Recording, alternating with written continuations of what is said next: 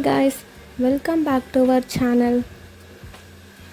இன்றைக்கி நம்ம என்ன செய்ய போகிறோம்னா சூப்பராக சாஃப்டான ஒரு பட்டர் நான் தான் நம்ம செய்ய போகிறோம். இது அப்படியே ரெஸ்டாரண்ட்டில் செய்கிற மாதிரியே இருக்கும். பாருங்கள் எந்த அளவுக்கு சாஃப்டாக இருக்குதுன்னு பாருங்கள். நம்ம வீட்டிலே சூப்பராக ஈஸியாக செஞ்சிடலாம். அதுக்கு வீடியோ ஃபுல்லாக ஸ்கிப் பண்ணாமல் பாருங்கள். வாங்க வீடியோக்குள்ளே போகலாம்.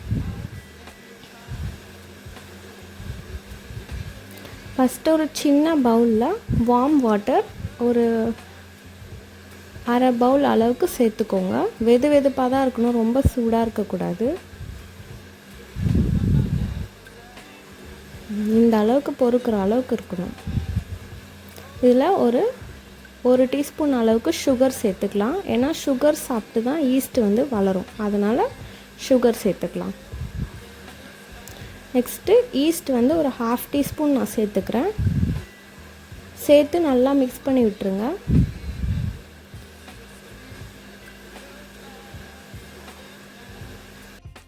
இப்போ இதை க்ளோஸ் பண்ணிவிட்டு ஒரு 20 மினிட்ஸ் போல் நம்ம வெயிட் பண்ணலாம். இப்போ நல்லாவே ஈஸ்ட் ஆக்டிவேட் ஆகிடுச்சு. இந்த மாதிரி நல்லா நுரை மாதிரி பொங்கி வந்திருக்கணும். இதுதான் ஈஸ்ட் ஆக்டிவேட் ஆகிடுச்சுன்னு அர்த்தம்.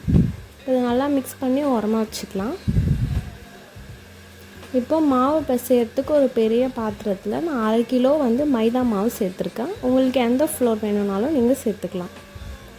இது கூட தேவையான அளவுக்கு உப்பு,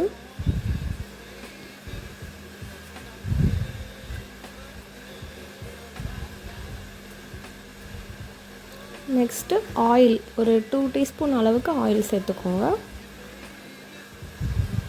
இப்போ இதை ஃபஸ்ட்டு நல்லா மிக்ஸ் பண்ணிக்கலாம்.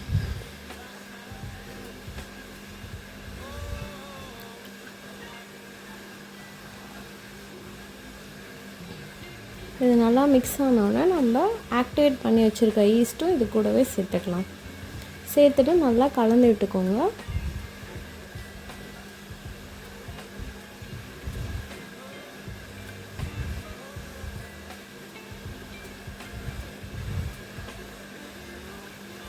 இதில் கொஞ்சம் கொஞ்சமாக தண்ணி சேர்த்து நம்ம ஒரு சப்பாத்தி மாவு பதத்தில் நம்ம பிசைஞ்சு எடுத்துக்கலாம்.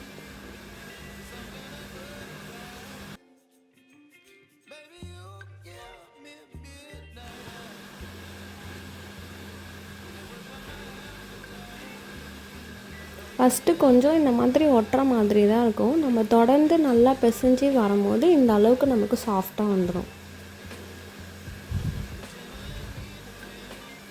இப்போ பாருங்கள், பிசைஞ்சிட்டே இருந்தோம்னா நமக்கு இந்த அளவுக்கு சாஃப்ட் வந்துடும். இப்போ இது மேலே லைட்டாக ஆயில் க்ரீஸ் பண்ணிவிட்டு நம்ம ஒரு 30 மினிட்ஸ் நல்லா ஊற விடணும். அப்போ தான் நமக்கு நல்லா டபுள் டைம் நல்லா ஃப்ளஃபியாக ஆகும். நான் ஆயில் அப்ளை பண்ணிவிட்டு க்ளோஸ் பண்ணி ஒரு 30 மினிட்ஸ் நான் வெயிட் பண்ணுறேன்.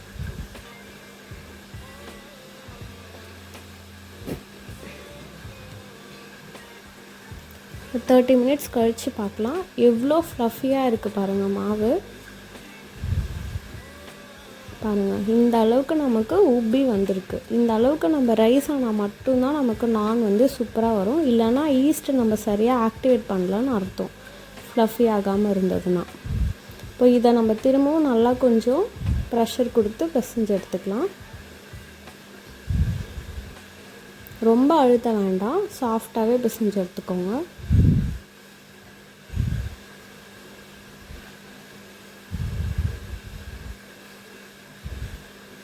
இப்போ நம்ம நான் செய்கிறதுக்காக நம்ம சின்ன சின்ன உருண்டைகளாக நம்ம உருட்டி எடுத்துக்கலாம்.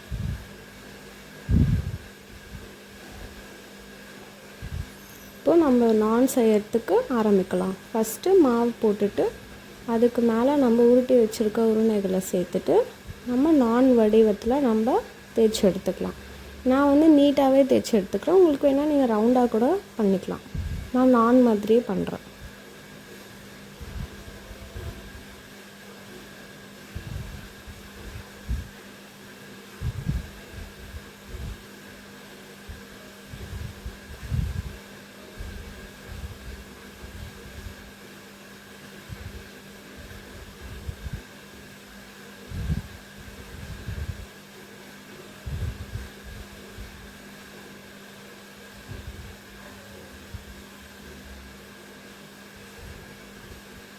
நல்லா இந்த மாதிரி சாஃப்டாக தேய்ச்சி எடுத்துக்கோங்க.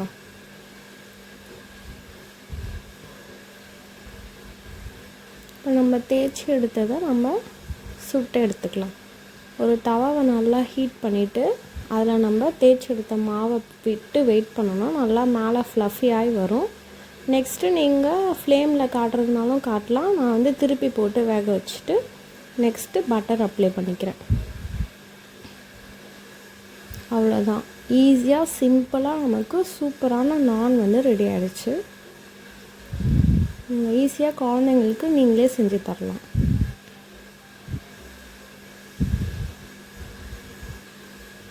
அவ்வளோதான், நம்மளோட ரெஸ்டாரண்ட் ஸ்டைல் நான் வந்து சூப்பராக ரெடி ஆகிடுச்சு. இது கூட நான் பட்டர் சிக்கன் வச்சு சர்வ் பண்ணியிருக்கேன்.